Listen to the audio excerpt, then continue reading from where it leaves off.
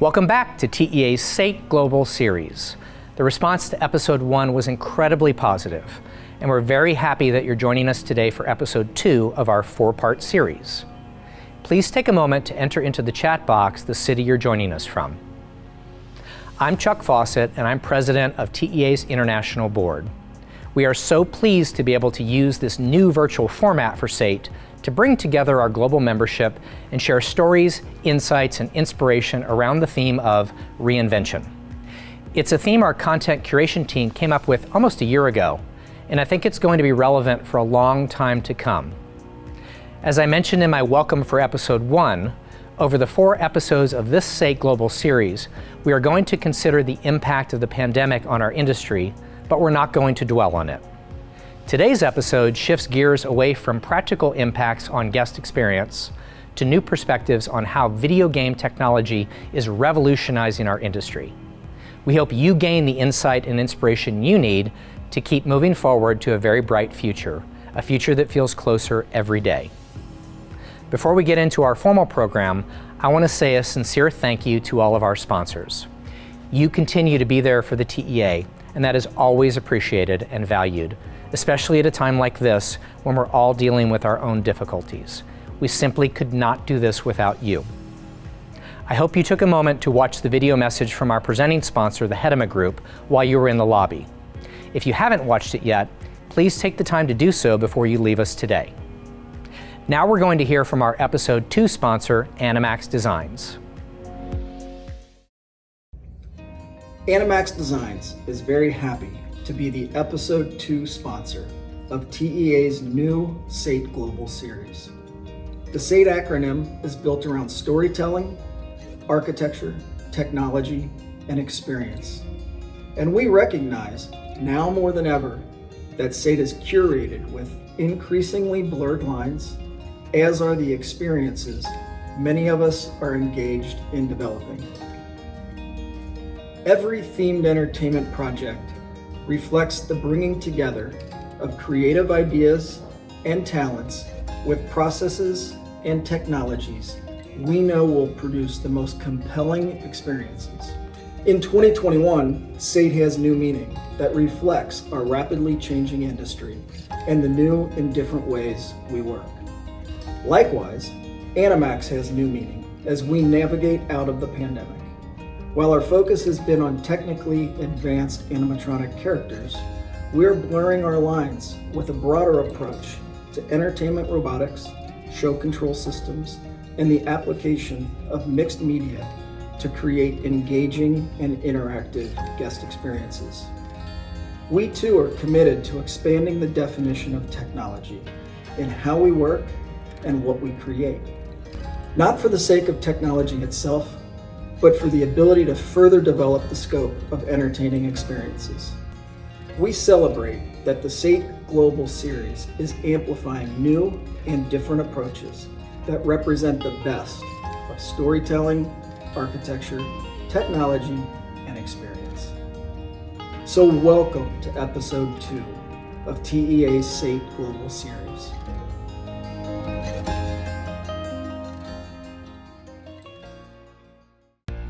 We hope you are enjoying SATE Global. The theme of SATE Global is reinvention, and over the past year, TEA has been through a reinvention of its own.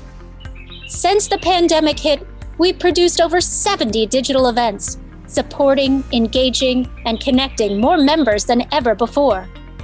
We have reinvigorated our mission statement, commenced our strategic planning process, launched our diversity and inclusion initiative, and laid the groundwork for establishing our China office.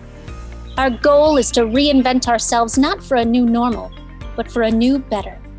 You can become part of this reinvention. Sponsorship opportunities are still available for SATE Global, the Thea Awards digital case studies, and the many TEA digital webinars we will be hosting throughout 2021. TEA digital sponsorship packages offer a multitude of ways to get eyes on your company, including display ads, sizzle reels, speaking opportunities, even branded networking rooms. And with a variety of levels, there are benefits for every budget. In addition to our ongoing digital programming, TEA is bringing its members back together at in-person events around the world, From divisional mixers and behind-the-scenes experiences to larger-scale events such as SATE Asia this August, SATE Europe this September, and a multi-day U.S. event coming this fall. For more information on any of these opportunities, check out our sponsorship prospectus at teaconnect.org or contact us at info@teaconnect.org. Become a sponsor of the Themed Entertainment Association. Together, we can help the TEA, its members, and the industry reconnect, re-engage, and reinvent.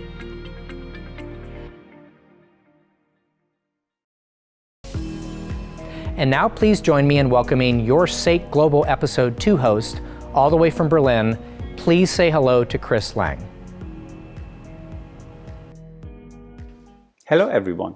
I'm happy to be your host for episode 2 of TA SATE Global Series. As Jacques mentioned, I'm based in Berlin and I'm a member of TA's Europe and the Middle Eastern Division Board. But that's all I'm going to tell you about myself today. And that's the same for our group of fantastic speakers. We will not use up your time and provide more details or introductions. You can find the bios of all the SATE Global speakers within the in-event app. And we are certain you will be curious enough to learn more as you meet them all. During each episode of SATE Global, your host is going to share a tip to maximize your enjoyment during the virtual event. My tip for today is that you can use the link you were given to enter the SATE Global series at any time until July 31st, 2021. This means that the presentations from episode 1 are already available. And today's presentation will be available after today's episode airs. If you miss an episode or want to watch it again, simply click on the room with the episode number you're looking for in the virtual lobby. While the presentations that make up the episodes are recorded, we are going to do a live Q&A with the speakers from both today's sessions at the end of the episode. You can submit your questions in the chat, either in the moment you are watching it or during the Q&A. We will be monitoring the chat and gather all your questions so that I can revisit them with our speakers. The theme of episode 2 is real-time magic, how video game technology is completely changing our industry. This is a story in 2 parts. The first will explore how we are reinventing the process, and the second, how we are reinventing the product. As a creative person myself, I'm fascinated to learn about new tools and technologies that might help me in my creative development process, and how they even change how I can help my clients to tell their stories. This first session will consider how real-time game engines are unintentionally reinventing the process of design, development, and fabrication of our entire industry. We are also looking at how they are enabling project teams to collaborate remotely, simulate uncertainty, ask the right questions, and mitigate risk. Ultimately, this group of creative leaders will discuss these new tools and how they have rewritten pipelines and redefined the entire creative development process. I'm fascinated. Please join me in welcoming our moderator, Michael Libby. Thanks, Chris. And welcome everybody to day 2 of the TEA SATE Global Conference. This is a very special day today because we're going to be talking about a big topic, game engines. It's such a big topic that we've actually had to split the panel into 2 halves so we can cover all of the things we want to talk about. Later this afternoon, we'll be talking about how game engines are being used to create all sorts of new guest experiences and attractions, and some new types of guest interactions that have never been done before. But right now, we've assembled a panel of experts to talk about how game engines are revolutionizing the construction and architecture and design process. All of the things that the guests don't see, because these game engines are quietly revolutionizing those areas as well. We have a panel here, and I'd like to briefly introduce them. Lara Cossey, Don Carson, Lauren Etta Riley, and Ron Martin. All 4 of these panelists have been selected because of the uniqueness in the approach to which they've been using these game engines. So, thank you to my entire panel for coming. And before we really get into it, I think we should tell our audience, well, what the heck is a game engine? And the first thing that our audience should really know is that game engine might not be the right term anymore. We should probably be calling them real-time engines, because what they do is create real-time graphics. And their use cases have gone far beyond video games to now include things like movie special effects and even architecture and construction documents. So the first question that I want to ask everybody is, what the heck is a game engine? And in order to answer that question, I'm going to first ask Ron Martin from Unity, who has worked with game engines for probably most of my adult life and can explain it to our audience watching across the world. Thanks for that. When we talk about game engines, we are talking about the ability for a rendering engine to play back content in real time. As we start to think about what that means and how that is being applied across the board, we do, as you said, start seeing people look at these more as real-time graphics engines. So we start to think of them as creation engines. We look at the ability to have instantaneous feedback when we change elements inside or assets inside the engine. And those make them perfect for visualizing, planning, and what I call creation. It's just an iterative creation engine. Yeah, and the modern era of interactive creation tools like this really started with Unity and Unreal. And I want to ask Laura, at the third floor, that was one of the companies that was earliest to embrace some of this technology and applied it to the Hollywood visual effects world years before anybody else was. And now you've recently grown to include a LBE department. Can you tell me a little bit about that?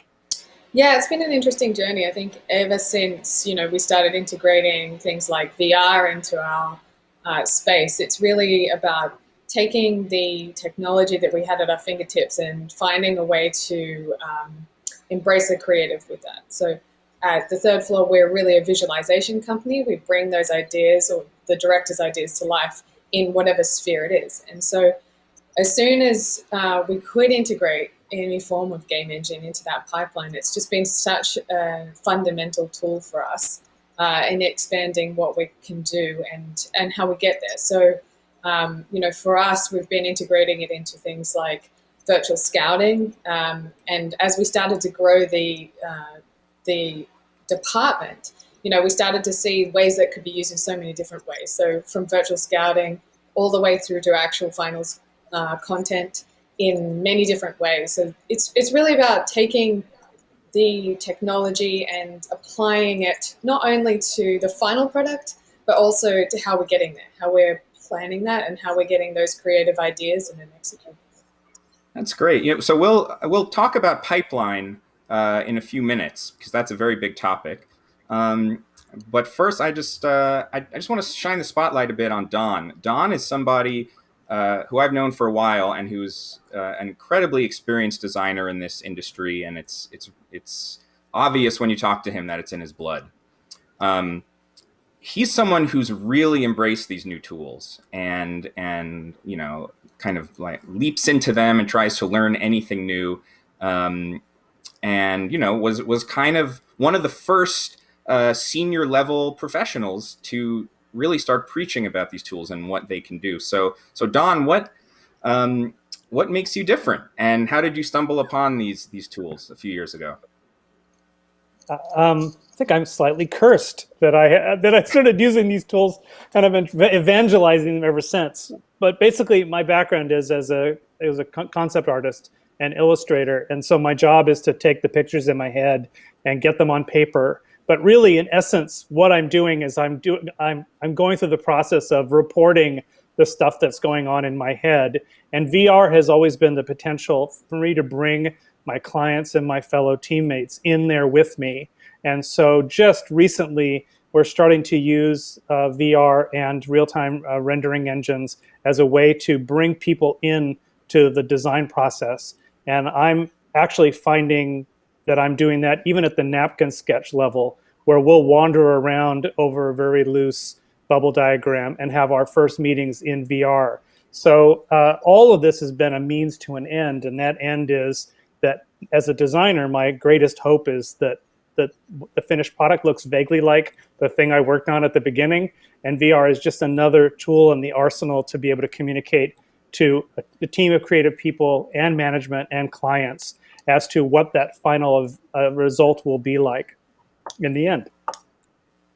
That's great. And while you're focusing on what the show and the environment will be like and trying to get that right, we also have Lauren here from Oceaneering, who is trying to get the ride vehicle right, the timing, the profile, the G-forces, and all of these things. So Lauren, can you tell us a little bit about how Oceaneering has adopted these tools to help in your workflow? Sure, yeah. Oceaneering is an engineering company, but our group makes the motion profiles that define the motion of the vehicle through the attraction. So we integrate with the customers on the creative side and bridge that gap between the creative and the engineering. So we utilize these creative tools because that's what our customers are using. So we want to be able to integrate smoothly into their pipeline. And we build on top of them to make sure that we're still working within the realm of what's possible physically for the vehicle to do. So we build our own tools, on top of these creative tools, but it still allows us to create files and assets that we can very easily use, back and forth with our creative customers. So that helps us bring an entire show together with the ride vehicle. That's great. So if you're an up and coming company and you've been doing things the old way before, what's the easiest way to get started? Ron, how can somebody get started with Unity, for example, and just start to understand what it's about and what it can do? Well, one of the benefits of working with Unity is the massive community that we have. You can download Unity for free from the website, unity.com. And then inside of our Learn section of the website, there's something called Unity Learn. And Unity Learn has free webisodes, free seminars, free do-it-yourself learned experiences. They basically can walk you through with an instructor step-by-step processes. And of course, Unity has gotten so broad lately. It's great to really go in and drill in on what you're most interested in. The good thing is there's hundreds of different opportunities and different structured learning paths for you to focus on what you're most, eager to put Unity to use for. So that's a really great resource to start. And if I'm not mistaken, you're a solutions architect. So it's sort of your job to assist companies in customizing their adaptation of the core Unity software.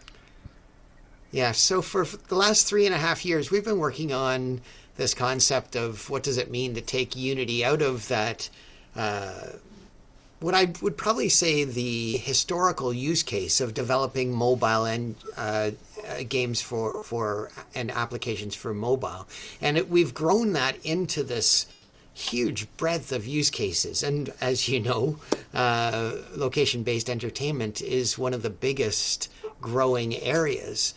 And most of that is because what we start to see happen is that the connectivity between all the different interactive aspects of a theme park or of a location-based theme is really how all the data and how all the information come both in two ways. Firstly, to the user or the visitor or the client, and then secondly, how we want to convey as the designers and developers that message or that story to the user. So we're seeing this broad use case. It starts prior to the visit, and then it lives on after the visit. So let's say we're starting a new attraction from scratch in the development process. Don, what would you want to do to sort of prove your concept out? You said you'd start with a napkin sketch, scanning it in, walking around it in VR. What's the next step after that? And when do you start adding in geometry and lighting and scratch track audio and things like that to kind of figure out the timing? So on a project, we would probably start using VR almost immediately from the earliest sort of napkin sketch and bubble diagram. We'll have meetings in a conference room, and then the next meeting will happen inside the VR model, and all subsequent meetings afterward will happen inside the model itself. It allows us to not only see each other, but also judge the scale of the environment. And then each meeting afterward, we might add geometry. The walls might go in, we might start using color, we might start using audio. And the best way I can equate the value of the experience of meeting in VR is if you were to show someone a plan view of their living room with an icon that represented their couch, it would be a very abstract sort of idea of what their couch was. But if you have them standing in the living room with the couch, everybody can sort of physically relate to the relationship between the couch and the room. And so VR is allowing us to start iterating at a much faster pace than we have in the past with people who wouldn't necessarily describe themselves as creative to begin with. So we're trying to fold VR more and more into that early design process as we can. Don, so I completely agree that, you start small and start early. And, once you can get those things figured out, some of the basic choices that you need to make, you'll just be set for the rest of the project. And it's all about making those choices early. On any project, you have to make some really important decisions really early on in the process, and you have to live with them. So they may as well be informed decisions based on data. And that's kind of what this is all about. In the past, sometimes you didn't find out that something didn't work scale-wise until you put a hard hat on when it's too expensive to make the change. And one of the values to VR I've found is that in the first 10 seconds what's not working. It allows each step of the way to feel like you're confirming for everyone that it will work.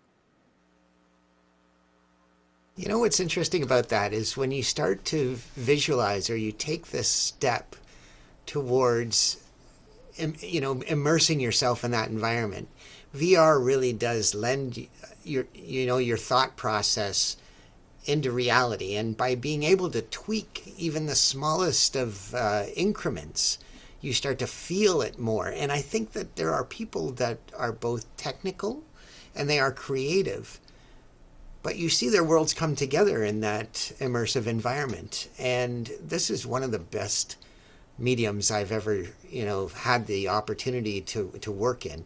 And if you don't embrace that immersive, you're going to find you're really going to feel it after the fact. You're going to feel what it's like after it's done. And then you're going to wish that you did something prior. Or, if we look at that historically, we probably, used a lot of intuition and iteration in the build and the design of the ride, or the experience. And now there's no excuse to stay away from it. You really have to embrace this. Reflecting upon the way we've done business in the past, if you look at an architectural package, you're really looking at a document full of petroglyphs that represent basically the recipe for building a structure. You're not actually seeing the structure. And as we get further and further into designing in 3D itself, where we actually create the content inside the content, that we're going to be rethinking the way in which we communicate to the construction process, how we do that. And that's really what the third floor has built their business on. Lara, can you talk a little bit about how you approach Previs for media production, but also TechViz for the larger attraction itself? Yeah, absolutely. I mean, they kind of come hand in hand. When we're working in this practical arena, a lot of our workflow is setting up that creative idea. So, if you're setting up a ride, you want to take the audience through it in a sense where you're laying things out creatively, you're trying things creatively. But then once you have that information, you can see where the different parts are. You can time out how people are experiencing this ride. Then you can take all of that information and then lay it out as TechViz. So for those who don't fully understand, previz is like a virtual blocking. So you're virtually blocking things before you build anything, or if you're changing things, so you can really experience what it's going to be like. And then TechViz is taking that technical information and then working out things like timing or distance, or how things are going to react to each other. If you've got two vehicles, how they're going to react to each other, what people are experiencing.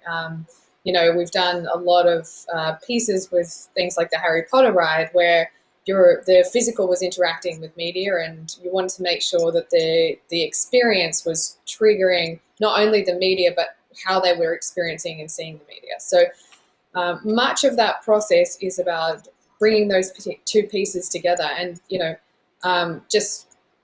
coming back to the points that were made just earlier, it's really integrating these technologies together. You're trying to get as much creative as you can out, but you're also trying to push the tech as far as you can to make that a really premium experience and to really give people something new. They're always looking for the new thing. They're always looking or hunting for something that they've never experienced before. And I think this technology really allows us to take those next steps. Definitely. Lauren, I want to ask you about specifically your ride vehicles. You have trackless ride vehicles, and they also need to perform. They have certain restrictions, acceleration limits, turning radiuses, things like that. At what point does the fantasy of the previs need to become the reality of what the vehicle can do? And how is that communicated throughout the process? Well, both tracked and trackless ride vehicles need to adhere to the laws of physics and, like you said, have velocity limits and acceleration limits. So we understand the process of show programming from the conceptual phase all the way through install and the show programming on site, that it's all iterative. We're going to go through an iterative show hundreds of times, maybe thousands of times throughout the whole design process. So we build those limits into our tools to make that iterative process as fast as possible. We allow the person who's generating the motion profile to think in terms of what the creative person is thinking, because we're going to get notes from them that are not technical. It's something along the lines of, I want to feel maybe a color. I want to feel blue as I'm coming through this area, and I want to feel, very creative terms. And so we need to take that feedback and translate it into the pitch and yaw and motion of the vehicle. But our tool keeps us within the physical limits that the vehicle's going to be capable of. So we have visualization that's happening in these creative tools that show us a bubble on specifically the trackless vehicles, that show us the size, the excursion envelope that grows and contracts as the vehicle speeds up and slows down, so that we know that we're not interfering with set work, or the vehicles aren't interfering with each other. So I think, to answer your question, we design for that iterative process, and we build that on top of the creative tool so that we're able to use that efficiently. Yeah, I was going to jump on the same thing. Like you were talking about the creativity and how the ride makes you feel. And I think that that's one of the most important aspects of this, is that how does the user or the client go on this journey? And you mentioned color, and I absolutely love that, because Dawn, you're probably aware as well just what kind of environmental effects can emphasize the experience itself. So I'm interested to hear a little bit about how both between the ride mechanic and the theme merge, and how you work with the design elements in that. Well, you know what? I'll just chime in here and say that this is all changing too. And, I think just even asset creation, people who have had successful careers as 3D modelers using SketchUp or something like that, they've never had to optimize for a game engine before. They've never had to count their polygons before.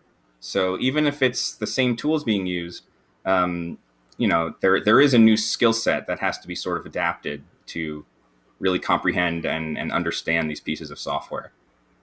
I think all of this allows it to be a more collaborative process. I think one of the things that we're noticing is the traditional artists bring so much to the table. But now then adding in, digital artists, asset creators, you're getting just more creative space. And, if organized in the right way, it's just such a powerhouse. You can take those, 2D drawings, sketch drawings, even things in SketchUp, it allows us to find the versatility that's best for the project. And I think that's really important, just trying to get as close as you can to whatever that concept is, whatever you're trying to get the audience to feel or do. There's so many tools in our toolkit. And it's not to say that sometimes just traditional 2D art is the best answer for that. And we do that, at Third Floor, we do have traditional 2D storyboard artists who sometimes all you need for that moment. But then you've now got all these other pieces. So, you can get very close now in Game Engine to what final VFX will look like. And so having that versatility, I think, is probably one of the more important parts of this conversation. But I'm going to throw it over to Don, because I think, having that perspective is so interesting. Well, just to comment real quickly on what Michael said too about the importance of starting to rethink the way in which we build assets so that it can run smoothly within a game engine. This also includes things like naming conventions for assets that very much like being handed a Photoshop document where no one has labeled the layers. It can be a nightmare. Knowing about where your assets are going to be going down the pipeline is incredibly important. And I think that something else that we're going to be grappling with is that there are some huge leaps between our various phases of production. And sometimes when we get out of schematic and we start going into design development, we'll leave the sort of conceptual world and we'll jump into the more traditional CAD and Revit world, where we ignore those limitations that we have held to in the conceptual world and end up with assets that don't go back down the pipeline very easily. So I'm really looking forward to a future that allows us to create those maybe low poly first sketch ideas and be able to follow them all the way through to the finish because of the way we've sort of consciously thought about how each of our assets are going to be used in the future. And we aren't there yet, but I do think it's a real key to a successful finished physical or digital production in the way that we understand that the stuff we create is being handed to others as it goes down that pipeline. That was a really interesting way to describe it, because when you think about these, we used to have this term transmedia, which used to mean, digital mixed with video, which went with, physical space, and now this immersive world of planning and developing content. And, we talk about these different elements and how they're combined. Has anyone had any experience working with BIM and these other different file formats and these different structures, which are meant to help communicate between the different teams?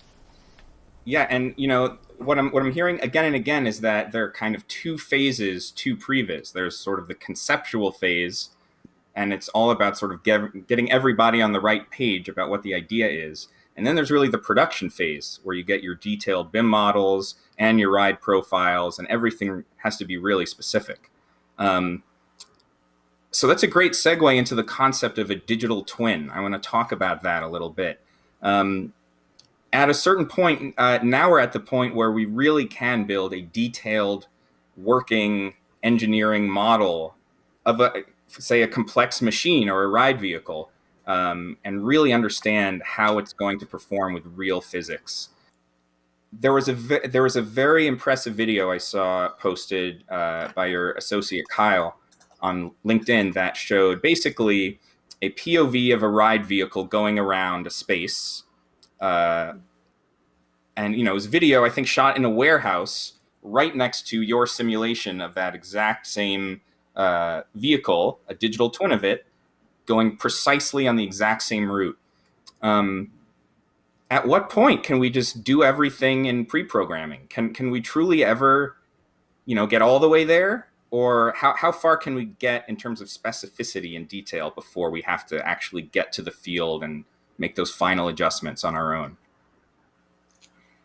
Yeah, the better tools that we have to work with, the closer we can get. Um, so we start the creative development in the virtual space, um, and by putting engineering limits on our creative tools, it allows us to ensure that we're not going to make any profile that the final vehicle isn't going to be capable of running. So we can create our creative content, starting in maybe even before we get the contract, to make sure that we're selecting the right ride vehicle for this experience. And then we utilize that exact same tool through the concept and detailed design phase through factory acceptance testing, so that when we actually build a vehicle, we're making that profile, and we're once again validating that our tool is making profiles that are within the limit, and everything is just in alignment. And then once we get to the field, we know that these profiles and the entire show that we've been putting together is going to be able to be just dropped into a vehicle, and we're going to continue the show programming process in the field. We try to get to, we say, about 85% of the way there before we put feet on the ground on site. And we really can get very, very close in just the virtual space. But you still need to put someone in that vehicle at the end. And the industry term is the golden butt. You have to have that person in the ride vehicle, and just get those final details worked out. And that's where the show really comes together, honestly, is making sure that all those hits that you're feeling on the ride vehicle are exactly lined up with the media. Doing all of those final little tweaks to just make sure that you're getting the feeling that you want out of the ride vehicle. So I'm not sure we're going to get to 100% just in the virtual space, but we can get close. So I have a chicken and egg question for the group here. I've been on projects where the ride profile has been completely locked, and we have to come up with a show that fits. And I've also been on projects where the media is pretty close to being locked, and we have to make the ride work and fit the media that has been created. So which comes first, the ride profile or the media? The answer is yes. The projects that I have, I think the projects that have gone the most smoothly for us, the two have been developed in parallel. A vehicle takes time, maybe to get from one position to the next, or really to get, say you want to get a hit over here, so you have to cheat the ride vehicle this way in order to get that motion back the other way. So, and it takes time for the vehicle to do those motions. So if you can build the time into the media to allow you to get the motion out of the ride vehicle that you're looking for, I think that's the best approach. And then it allows you to, develop the media based on what the vehicle's capable of, and develop the motion profile based on what's happening in the media. Yeah, and I would add to that, working in this real-time space, that is allowing us to do that a lot more. We're not really locked into one. I think in every project we've all experienced, we know that each one is so different. And really you're trying to just find the options that work best for that project. But with all of these tools and, these real-time advancements, that is just so much easier to do. You're able to change things, iterate things so much faster, and work directly with each team. So it does make it a lot more collaborative. A big thing that has happened over the last year, of course, due to the pandemic, has been the rise of virtual collaboration and virtual production. I think this is a technology that's about to disrupt our industry as well, where people can collaborate remotely. There aren't any issues of versioning anymore, and all of these digital assets are just combined into a shared simulation. Ron, I'd love to start with you, and I'm hoping you can tell our audience some of the things that game engines can do from a pre-visualization standpoint that they may not be aware that they can do, and some of the capabilities of game engines in general. The latest buzz word, I guess, right now is virtual production. And we've been using different techniques and different methods of building virtual assets or virtual contributions to the process of making a story. And we've been doing that since the the dawn of film. If you look at any of the old Charlie Chaplin or the movies that used forced perspective in order to gain an illusion. Well, in virtual production, we're really seeing a combination of different talents and different techniques that help us tell the story in a more efficient or more iterative fashion. The benefit of using these tools is really to be able to get the perfect shot, to get the perfect performance, and to be able to rewind our background or rewind our visual effect so that we can coordinate it well on set with other elements. When we start talking more about iteration and we start talking about collaboration, utilizing the real-time engine to put people into that experience and to understand what their contribution is to that element is probably where the biggest payoff comes through. We talk about VR and we talk about the way that we're working, and we still have the same problems with files and naming conventions. We still have the same challenges with someone from costume not understanding the height of a doorway, yet not designing around these challenges. I know that we've talked in the past about what happens when you get on site or on set and something doesn't quite fit. So we look to these mediums as a means by which we can build out, the aesthetic, the economy, and the production elements. And I think that that's really where the payoff comes through. And using Unity, using VR, using some of the other planning tools, whether it be some BIM modeling engine or file naming convention, getting those in and out in a language that we can all agree upon is sometimes putting it into action and seeing it move. Yeah, I think that's one of the biggest challenges we still have is that it's still the Wild West out there, and everyone has their own proprietary tools, and their own protocols and their own way of doing things, and none of that has been standardized yet. The things that people don't know about, there are lots of opportunities to do simulation, whether it be crowd flow simulation or pathfinding or efficiencies in designing a park.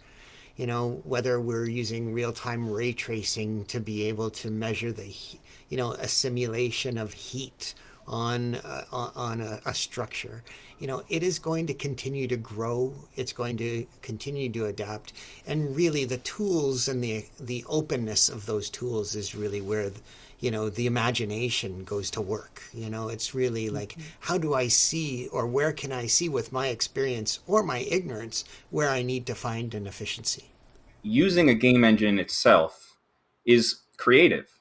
You can do anything with it. So you need to figure out what you want to do with it, or, what problem are you solving? What variable are you trying to solve for by doing this type of study? One of the most fascinating uses I've seen is 4D timelines where you can actually see the construction progress. You can scrub through the construction and see not only the building take shape, but the different material costs and how much they cost. And so how much money you're spending at which rate while you're building the thing. It would never have even occurred to me to do that, but someone had that idea and then just built that out. So it really is a framework for making custom tools to answer very specific questions, which is basically the backbone of our entire industry. These very specific one-off questions that we have to answer. We do previs in these game engines. Sometimes they actually go all the way to influence what we build. I think in the near future, we're going to see spatial computing where the 3D environment is actually controlling the real world duplicate. But is there also a future where we don't even build the real thing at all? And we're just creating these environments and we have the assets and they can be used in VR or AR. And then sure, if we want to build a physical copy of it, we have all of the assets to do so, but maybe we'll make that decision later. Do you ever see that happening? I absolutely, this COVID period gave me lots of free time to work on personal projects. And one of the epiphanies of it was that I believed that my art form needed a $500 million check to make it a reality.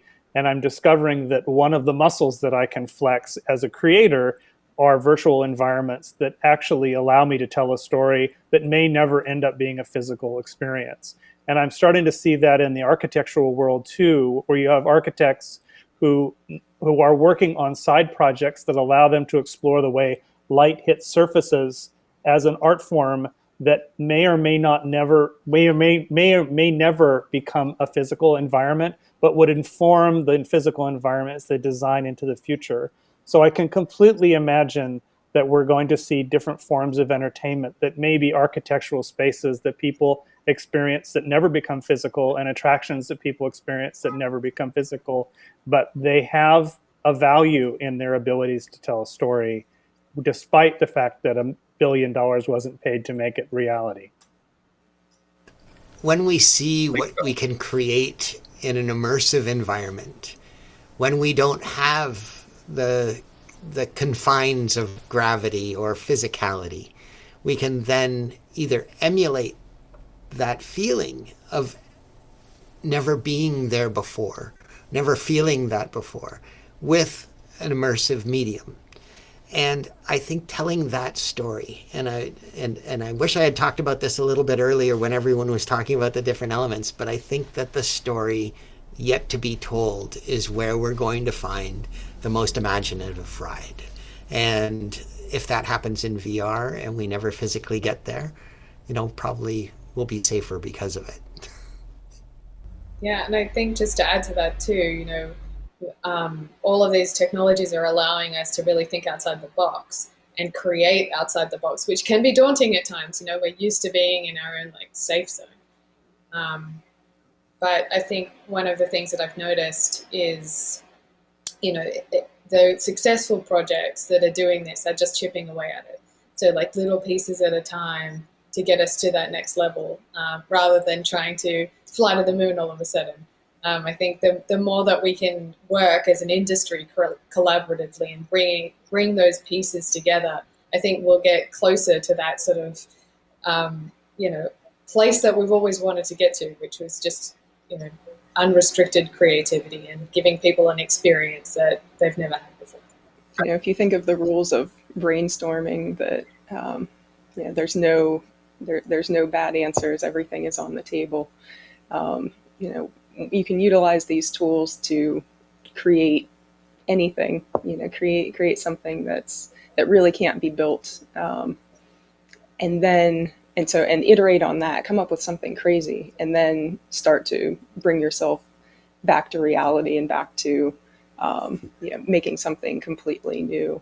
If we're talking about actually building things in a theme park, I'm sure there was a lot of different moving parts. For example, on Super Nintendo World that just opened, where there's a game brain running all of it, and a lot of different types of media and AR goggles, but it's all being run on a game engine, and it was all developed in a game engine. So, Laura, can you tell us anything about asset production and the idea? Ron, actually, you were talking about transmedia before. The idea that the same asset can be prepared to be used in on-ride media versus a mobile app versus a high-fidelity video game. How far are we from that, where there's one asset to rule them all, so to speak? I think we're getting much closer. I think previously there's a world where you would create an asset for previs, and then that was dumped and recreated, and then down the pipeline we go.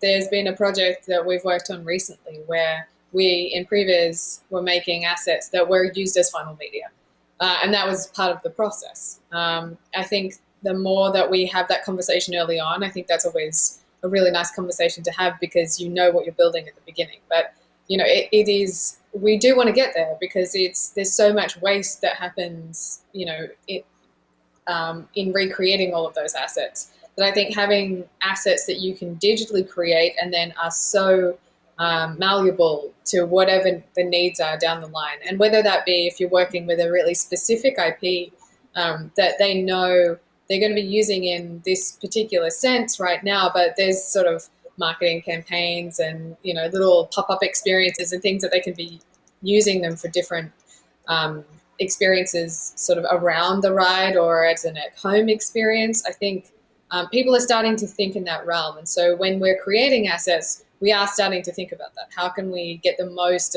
out of that digital build? And can it be final media? Can it be media that can be, put onto a smartphone or, built into an AR experience? So I think there are those conversations happening at the moment, and some of it has been realized, which is really exciting. Last question. Is there anything that's been lost in this process? We've moved away from model making and miniatures and things like that. Do you think those will ever play a role again, or has anything been lost by kind of moving on to this fully digital medium? Well, personally, I think there's no reason we can't use all of those things. You use whatever tools you need to best communicate the idea. I will grab foam core and a hot glue gun if that's the tool that I need to use at the moment.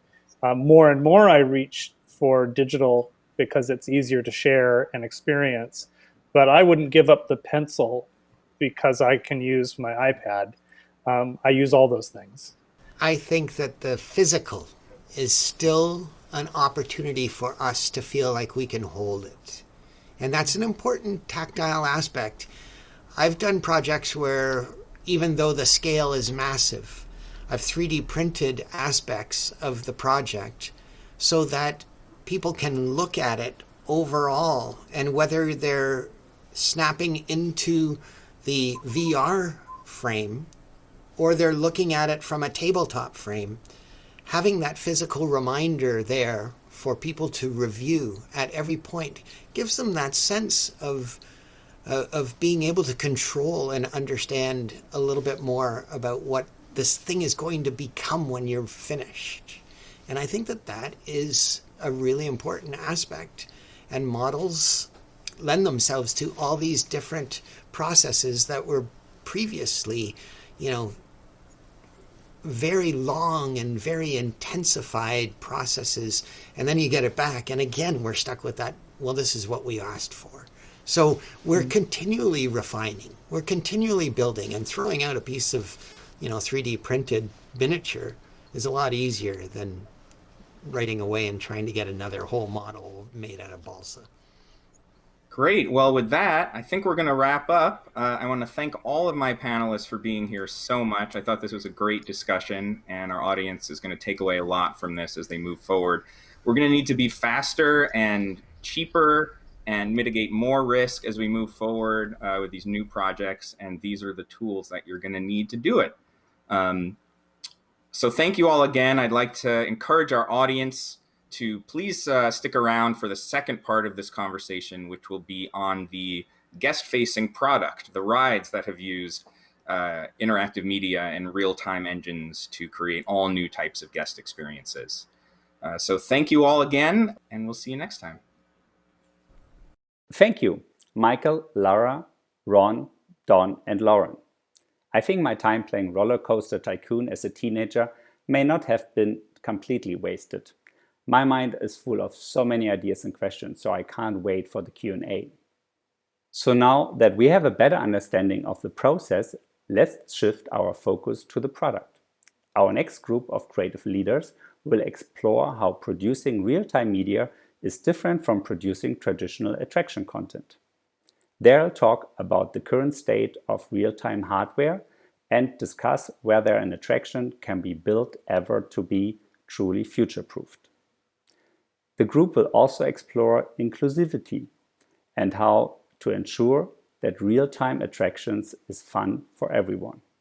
Once again, please welcome Michael Libby and his colleagues to speak on this intriguing topic. Hi, everyone. My name is Michael Libby. I'm the founder and CEO of World Builder, and I'm happy to have you all here joining me for the second part of our discussion on real-time magic and how game engines are completely transforming our industry. In the first half of our discussion today, we talked about the pre-visualization and construction benefits from real-time media. And in the second part of our discussion, we're going to be talking here about the actual product itself, the new attractions that are starting to be designed and open that use some of these real-time technologies and interactivity on behalf of the guests. So I'm ecstatic to welcome our panelists here, Robert Hubner, Asa Kalama, Louis Alfieri, and Laurence Beckers. We have a who's who of interactive designers who are experts in attractions that use real-time media. I'm very appreciative that you all agreed to be here.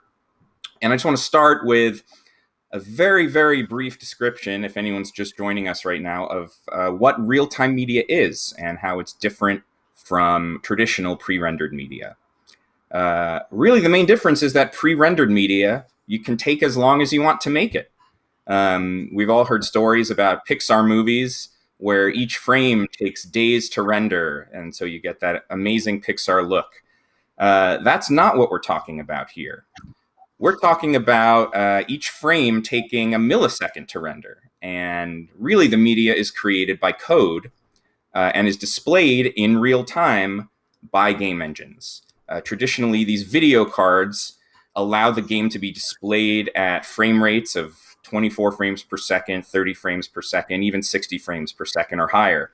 But they're being rendered on the fly. So it's a combination of the assets that you create as well as the code that runs it and the hardware that is operating the whole thing. So those are the components you need to create real-time attractions.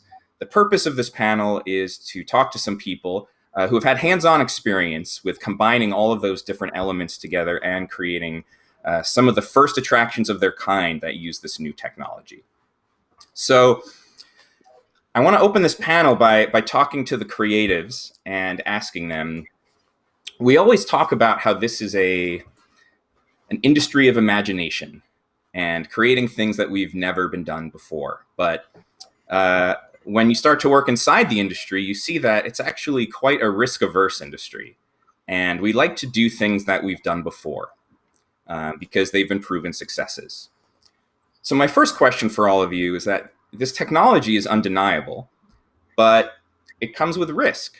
And in fact, any R&D project comes with risk. So at the very beginning, when you're pitching a project to the powers that be, how do you sell an interactive attraction that uses real-time content? How do you make the stakeholders understand what you're trying to do, how it's going to be better, and how it's going to be fundamentally different from anything that they've ever done before? And let's start with Louis. Well, I think, from our perspective, you have to understand the nature of the storytelling, the technology, and the audience that you're going to articulate. And in each case, it's communicating to the owner what the benefit of this story and this technology is going to be to their brand and to their facility and to their audience. And it's also helping them understand that where we are at, particularly with this technology, is that it's about to influence all of design, storytelling, and creative that's forthcoming after it. And to understand that particularly this use of game engine technology and this notion that Unreal and Unity are really going to become super platforms, that they're at the forefront of creating something that's no longer linear storytelling, that allows you an opportunity either to look at a passive experience in a different way or to use a linear multi-branching narrative, say, for instance, like a project like Star Tours, which is a series of elements that are variable within a linear narrative, or to help them begin to understand the notion of creating a completely open world format where you have an ability to explore that and customize that to each of the guests to create a nonlinear narrative that allows choices along the way to be generated in real time to create different outcomes for each individual, and how that can be broken up even by demographic or different audiences for different elements that they're creating, and to help the owner understand what is proven technology and what you're developing as an attraction, and what is the unknown technology and where the risk is. To that note that you mentioned about risk aversity, you need to make the owner understand where there's risk within the content, what level of risk that is, and how you can collaboratively work to create solutions to that and mitigate that, as well as for their marketing group and their finance and development group to understand where the risk creates value to them in the future. Because the notion of taking the risk is something that's going to differentiate them from their competitors, and what the value of that is to their audience overall. So you have to look at it not in a singular solution, but as a total kind of ecosystem. How does that work as a complete whole? And Laurence, you have a relationship with some of your clients that goes back many years, where you've done several attractions for some of your clients. There's obviously an element of trust there as well. So how do you get your client on board with, hey, we're going to try something that's never been done before with real-time media? In fact, I've never had a customer that were really asking, are you going to use real time or not? We've made interactivity since the beginning of Interface, and it was always about the final result. What is going to be on the screen, what is going to be the experience of the user. So when discussing at the very first stage with the customer, we were not really asking us what is the best choice. Are you going to use pre-rendered movie or real time? It was more about our choice to know, okay, I have in the balance the quality and the feedback, the interactivity, and something that is going to react to the users. What is the best choice? And 15 years ago, for us, it was a real balance between the quality and the feedback in real time. And as we were making interactive movie, interactive theaters, we have made pre-rendered movie for years. But now we don't have this choice anymore. We can really make very nice content in real time and have the real feedback. So, for example, we've made 2 attractions that was 12 or 15 years ago in pre-rendered movie, and the customer has been asking us to make again some of the scenes in real time. For example, we've made an interactive dinosaur, and this dinosaur was like a mirror in front of the customer, the guest, and it was reacting in live. When you were just quiet, the dinosaur was quiet, and when you get more dynamic, the dinosaur was more angry.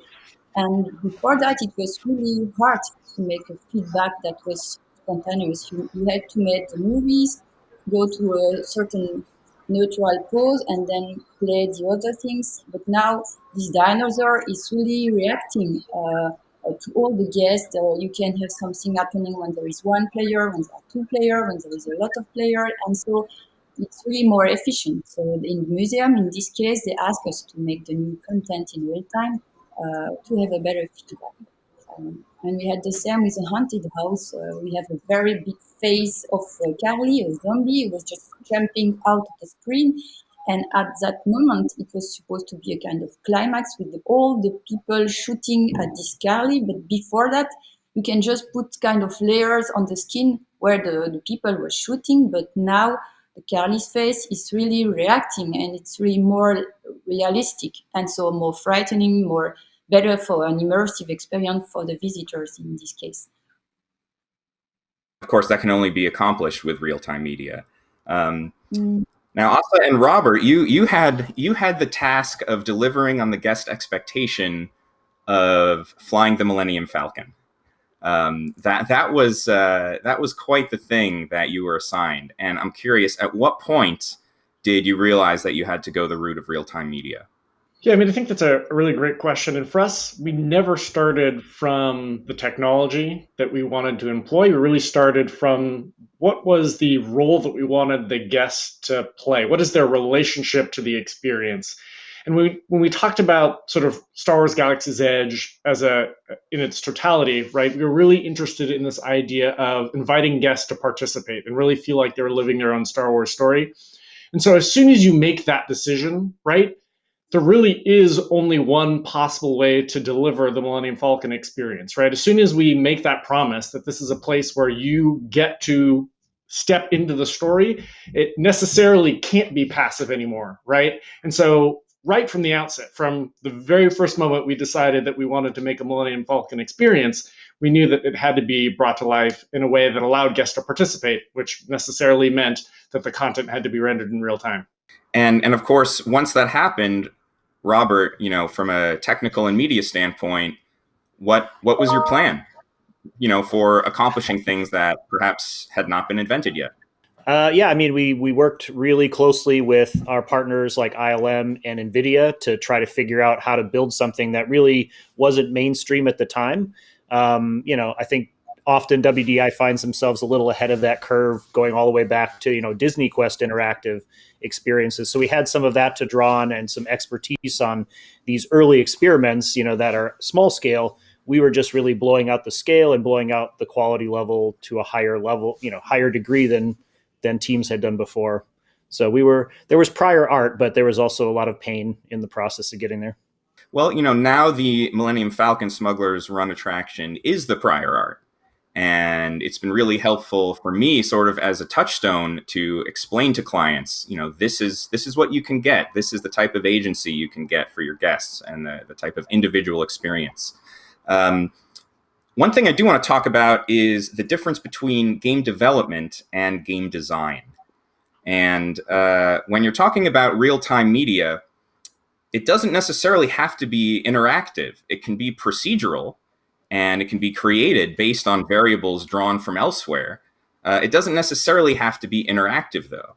Adding a gaming element, such as shooting or getting points, that's game design, which is different from software development, more of a technical skill set. The game design is really a new creative skill set that is increasingly necessary within our industry. And I think a lot of companies don't necessarily realize that those two things are different from each other. So I'm hoping you can all talk to me about your process of getting the gameplay right and testing things and play testing and seeing what works and what doesn't, and really refining that gameplay loop before you start coding and before you start creating the real software development. Laurent's team at Alterface and Sally and ourselves did the Reese's Cup Fusion project for the Hershey brand. And in that case, we had the opportunity to create an original IP, to develop a series of characters, and look at a very wide range of interactions and forms of gameplay that we wanted to reach multiple audiences through different times of the year. So we were looking at engaging very different segments of their consumer audience in different ways and different levels of interaction. So we began looking at it at kind of three levels of engagement. How could we create a passive story for grandparents who aren't necessarily wanting to become active with an engagement of what's functioning in the game? How could we create something for the youngsters that attend in the park that were kind of simple physical targets or large media-based targets? And then how could we, for the deep diver or the teen or the adult that's very used to playing kind of first-person shooter games or variable games with multiple levels and levels of discovery within the game, how could we achieve those kind of components within the game? And how could we create variation in those game levels, screen to screen?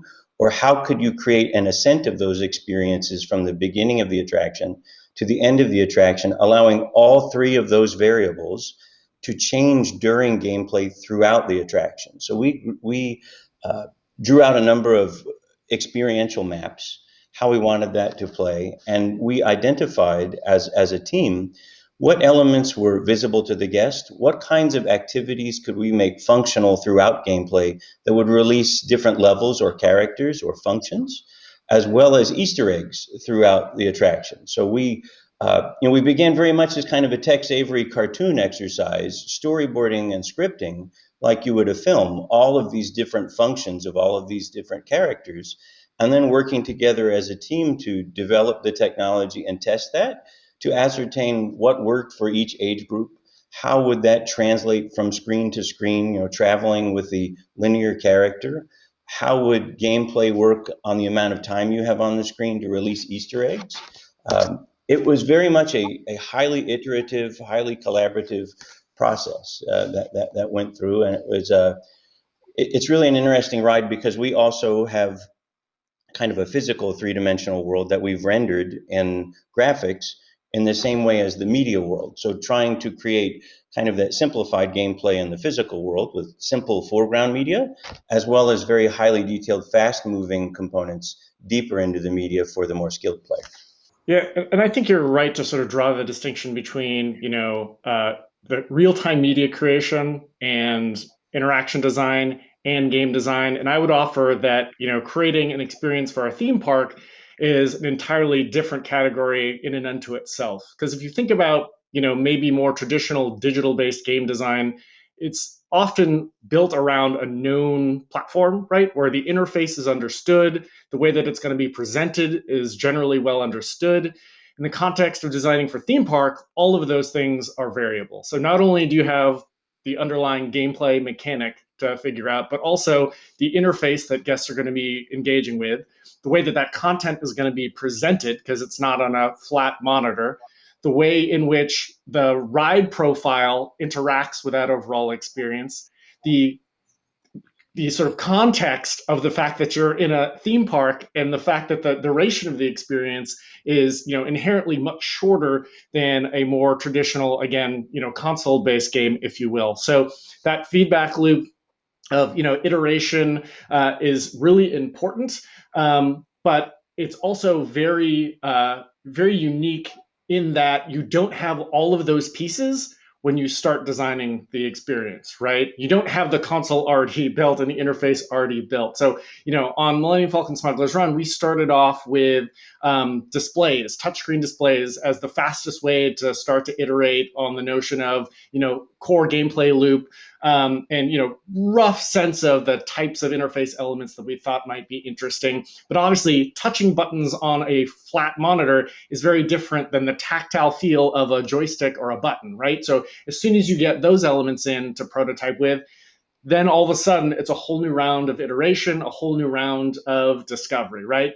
Maybe you even get to the place where you've got, a whole panel's worth of buttons, but you're still working on, a flat, 27-inch monitor. Well, as soon as you get into the, real projection environment, which is a dome, which has a much wider field of view, all of a sudden, all of those things that maybe worked really well on a flat monitor go out the window, because now all of a sudden your relationship to that media fundamentally changes. Oh, and then by the way, then you place it on a motion base later, and all of a sudden now you're moving, right? And so all of these elements have a really interesting, inextricably related relationship to one another. And so it's constant alignment and tuning and play testing at every phase of the project, bringing in guests or players as close to as representative as the final guest as you possibly can, to learn all those things as early as you possibly can. I was just going to agree with what Asa said. I think what we found is that the most precious commodity is actually attention. Like getting the player's attention or the guest's attention was a constant fight between this sound or that light or this flashing button. And I think game designers don't really face that same dilemma. They assume their player is sitting down in front of a screen and they're dedicated to playing this game for a half hour, and they're probably already bought into the genre. So in a way, a theme park attraction design, game design instincts might not be quite correct. They might lead you astray, or they might lead you into a pursuing a much more attention needy sort of interaction than what I think the guests are able to handle in our environment. Yeah, and to that end, I mean, to add to that is the notion that it has to be very intuitive. You don't have much time, as to what Asa was saying, so you've really got to pick up on it quickly. And things that we were working on with Lawrence and team, we're kind of giving people visual cues, a sense of how, like when you think about VR storytelling, you're leading people through that with audio or lighting or visual cues. How do we help in this very short window of time?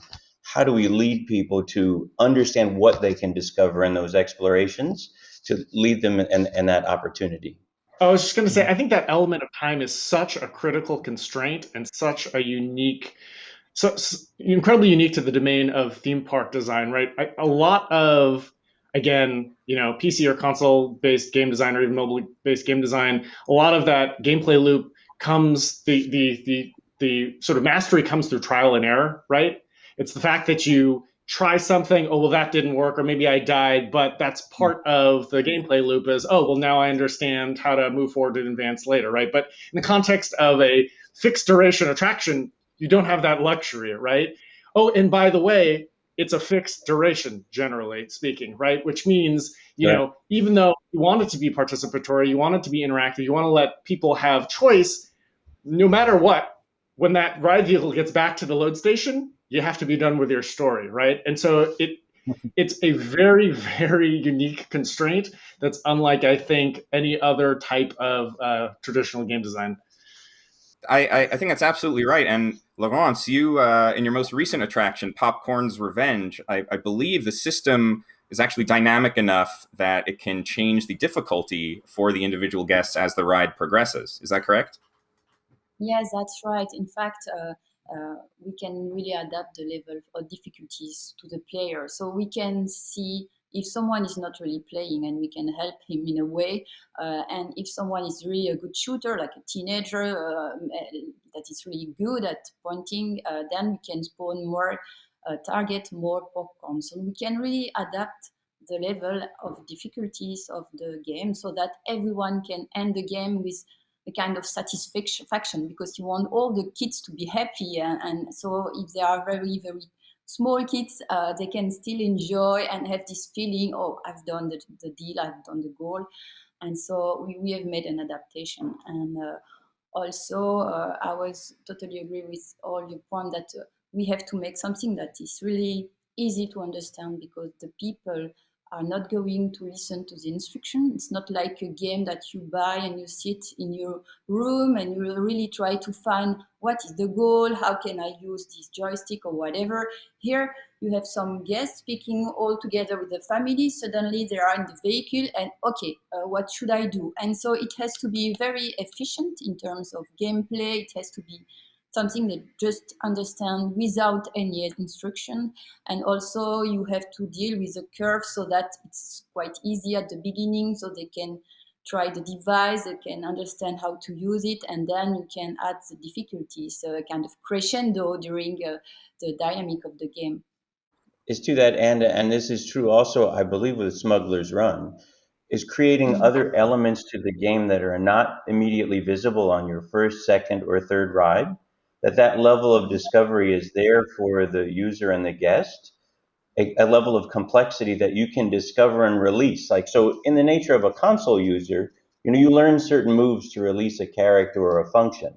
In the case of what we're designing in the experiential space, you'll have to ride it 3 or 4 times to be able to learn what that opportunity is.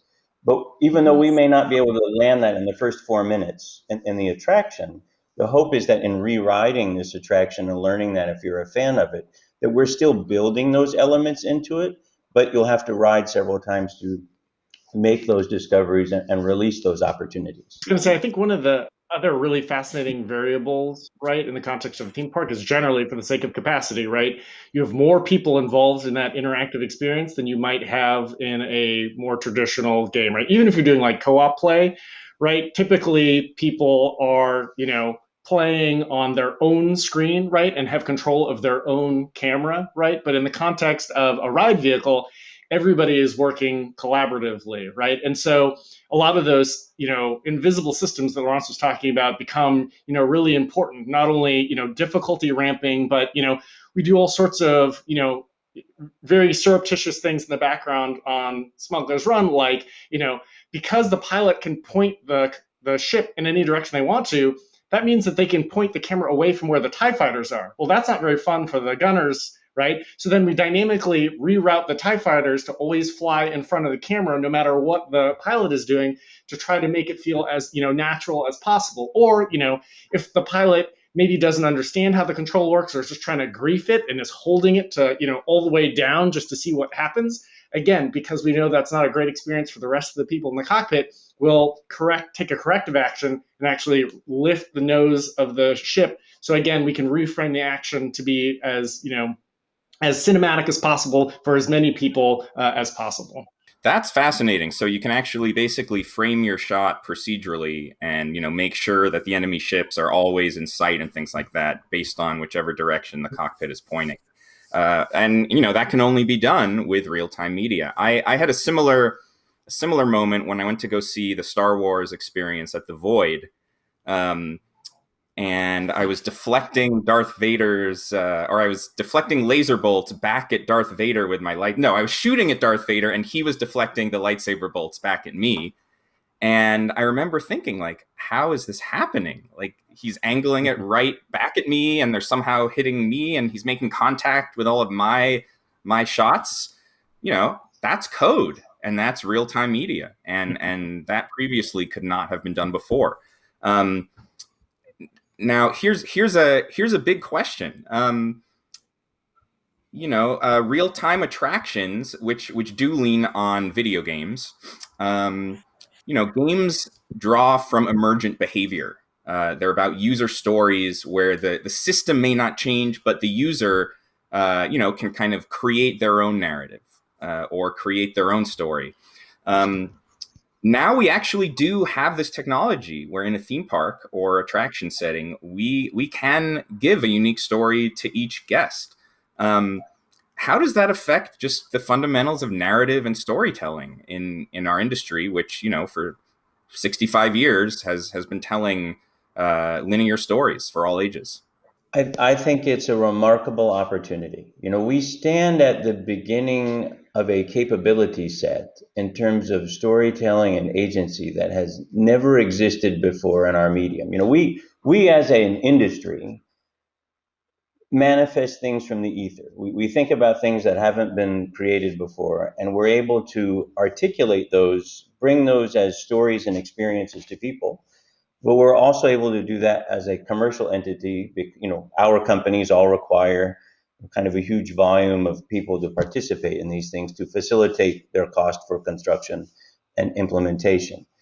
What this opportunity presents us is a way to move away from necessarily having to be only geographically based, but to allow this kind of gameplay and interaction to free up our borders, to allow us to create a end-to-end user customer journey where you may be able to participate in this story with agency and true activity before you come to the park, in the park, and then after the park. We are at the very beginning of this nature of how this game engine and this design tool is going to expand the border of everything we're doing creatively exponentially. I mean, and not only is it a question of linear story or observance of using buttons, but we're talking about an expansion into gestural interface, eye tracking, the use of the iPhone 12 being a LiDAR device and photogrammetry of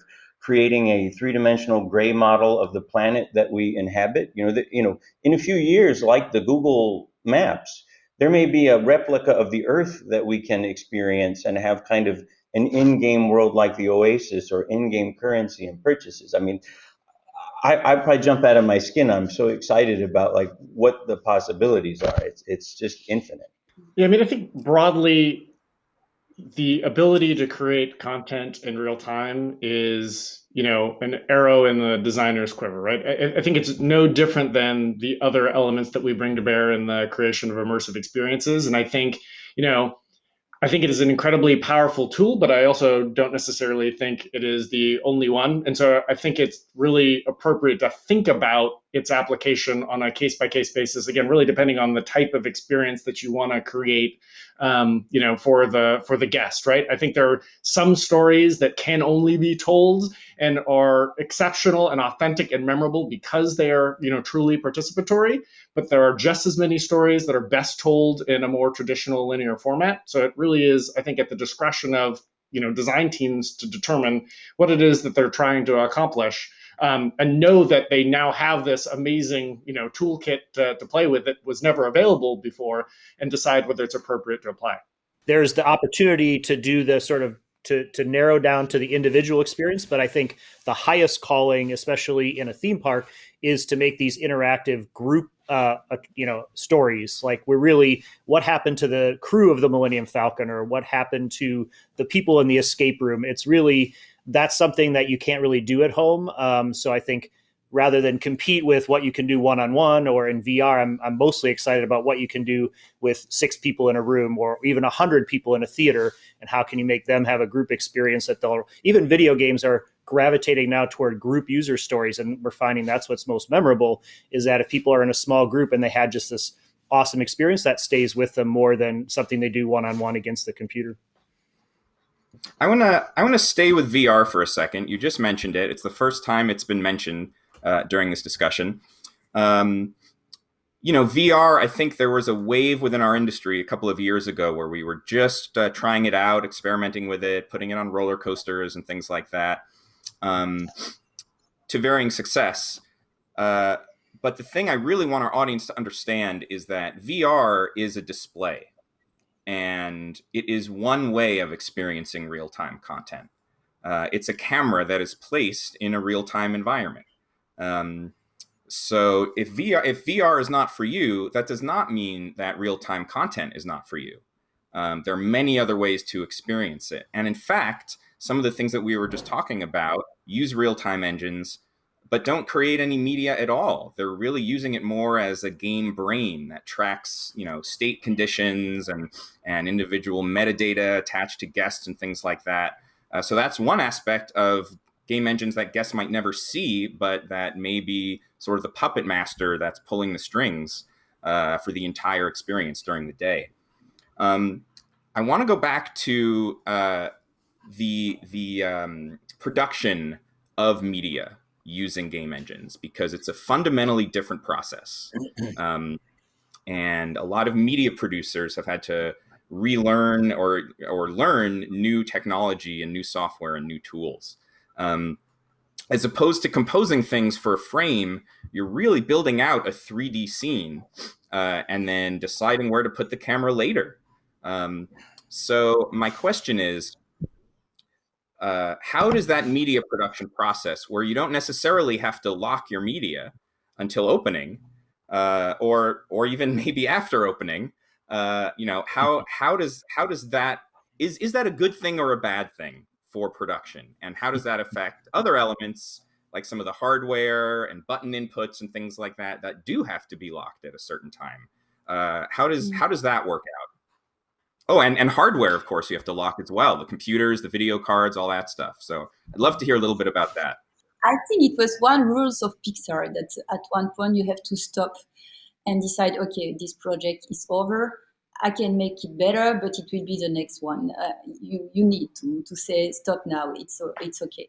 But for the rest, real time is really a tool that is powerful, because it means you can start and play and go as far as you can at the office, and maybe you can make a small screen and try with some visitors to test the game, but then you can really fine-tune when you are on site. For example, when you have a vehicle and you want to have a parallax in the scene, you can really use this real time to fine-tune it so that it seems to be perfect. It really fits to the movement of the vehicle.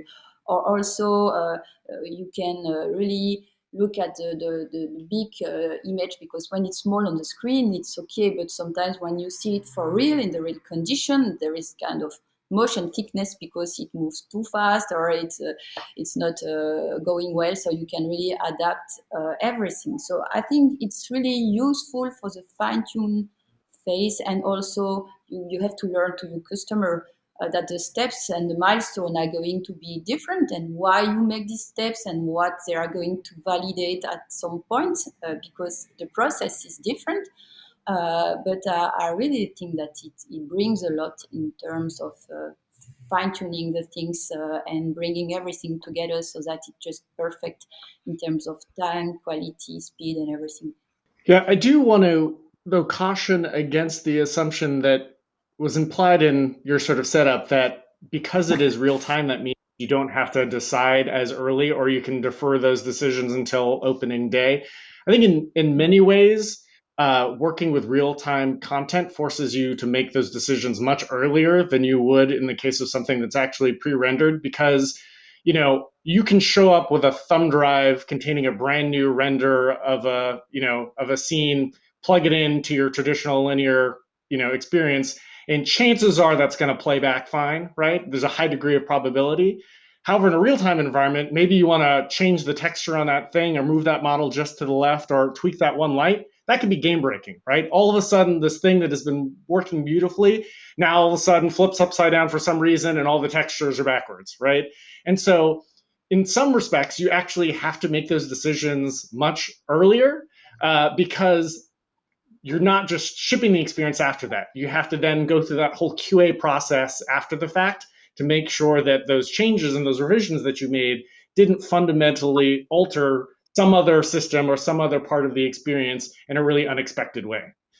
I would just add that you have to make your job as an art director. Everything has to be consistent. So, okay, you make some real-time content for the media, but still there is this music, there is this sound, there is a thematization. Everything has to be consistent. So you have to have a clear idea of the result you want to reach. You still have to make your job and decide, okay, this is going, I want to make this story, I want to have that kind of decor, and now I see the design package from the studio who is making the decor, and it has to fit with the content that another studio is making so for the media. So you have to make your job as you used to do it before. I mean, having a clear direction in your mind, in your brain, and knowing where you want to go. But it's just very practical at the very end when you want to fine tune. You can have some parameters, and you can play the game and see if it's too difficult or too easy, and you can make the balance.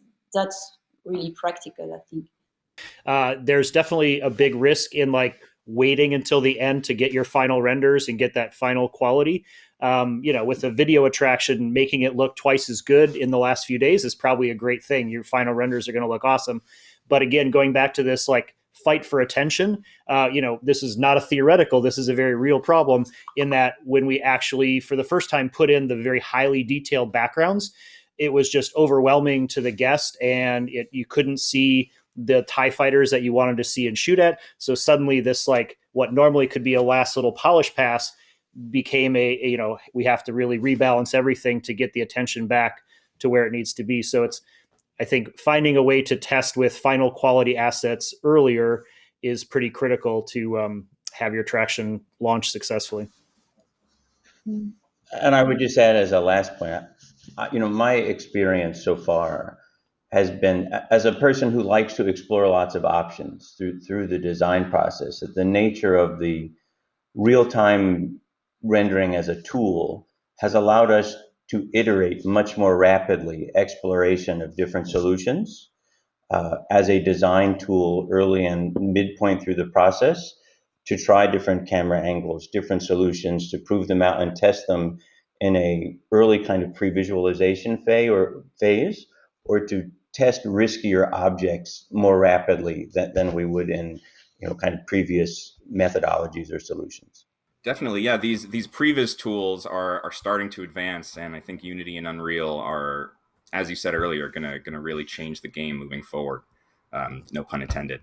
Robert, I would love to hear from you about kind of the final integration steps from a technical standpoint, and Laurence from a creative standpoint, integrating the events that happen on screen procedurally through the real-time media with the show control in the environment.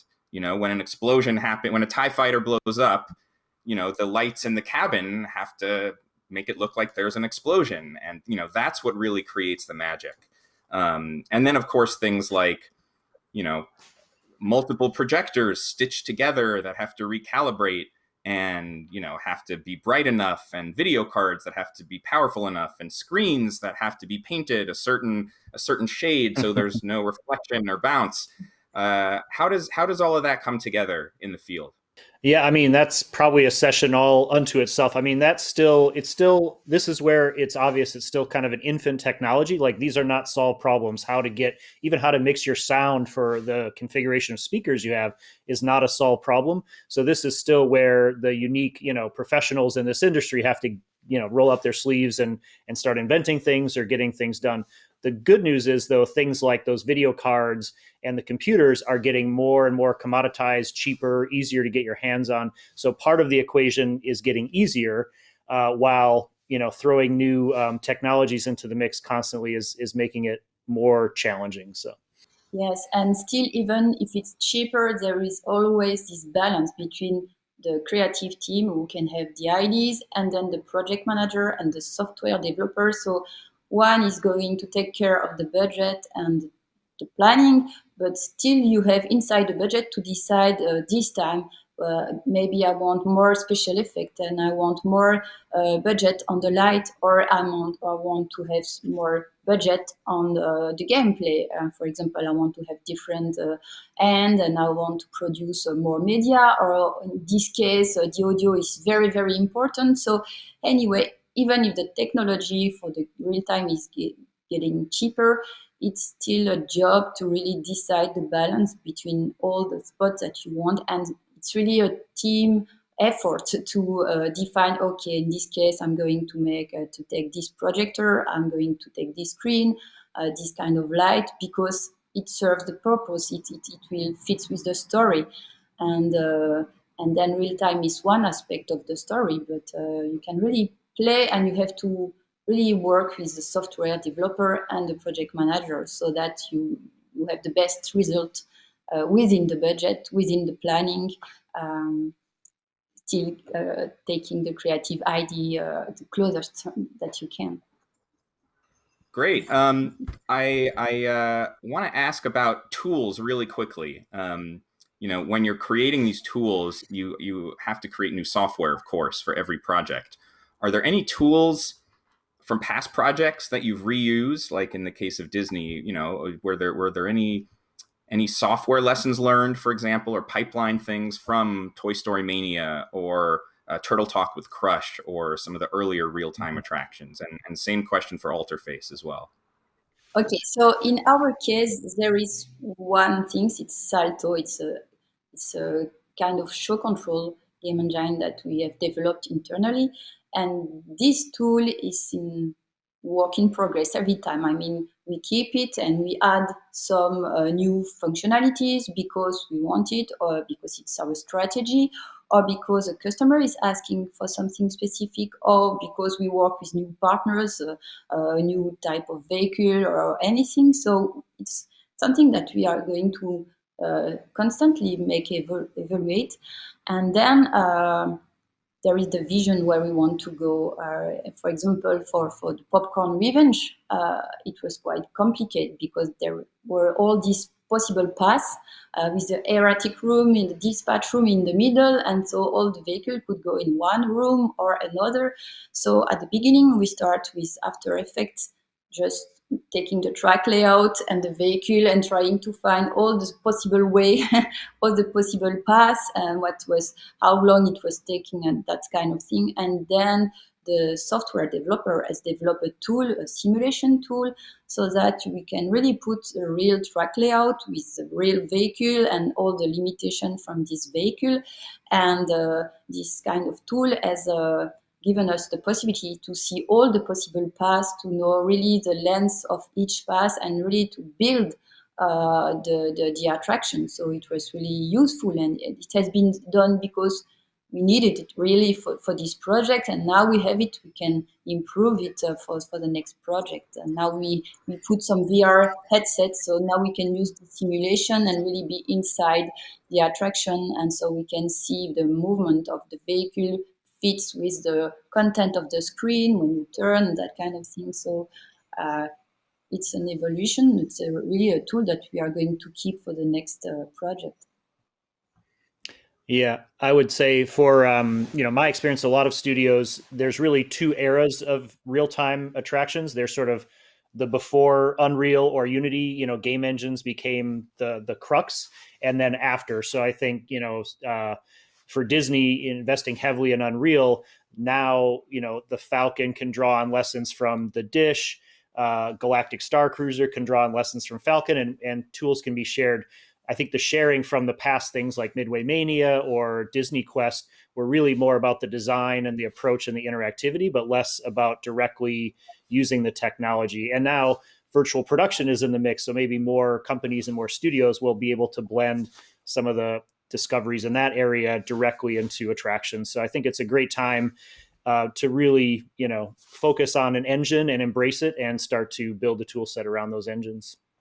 Well, I was gonna end this by asking, what tools up and coming next gen designers can learn to best prepare themselves for the future. But I think you sort of just answered it. It's Unity and Unreal.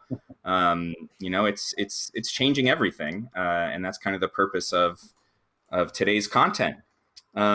So the last question that I'd like to ask all of you is, to what extent do you think we've capitalized so far on the potential of game engines and the types of experiences that they can create? What I'm really asking is, how can we avoid creating, duplicates of old attractions, or thinking backwards with these new tools, trying to create the next dark ride or stunt show or fireworks spectacular? How can we push the envelope again in the same way that Disneyland did in the 50s? How can we take this new technology and inspire the next generation to think differently about the limits and the constraints and the types of experiences that we can create?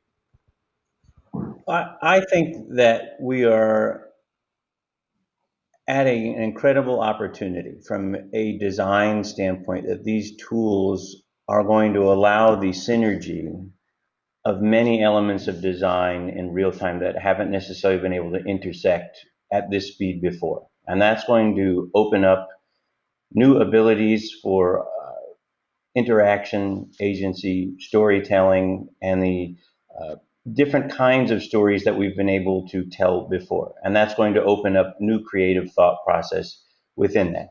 As a separate entity, I think what is also equally important is to understand, and our company, since I left Universal, we typically work with emerging markets and owners of other sectors. I think it's a very important message outside of the design space to the owners to understand you don't want to replicate other work that has existed, and to have the will to pursue these experimental technologies in a way to differentiate themselves from other brands. When we work in other countries, there's often a reliance on looking at what was done that's fabulous at Disney. How can they kind of capture a bit of that magic?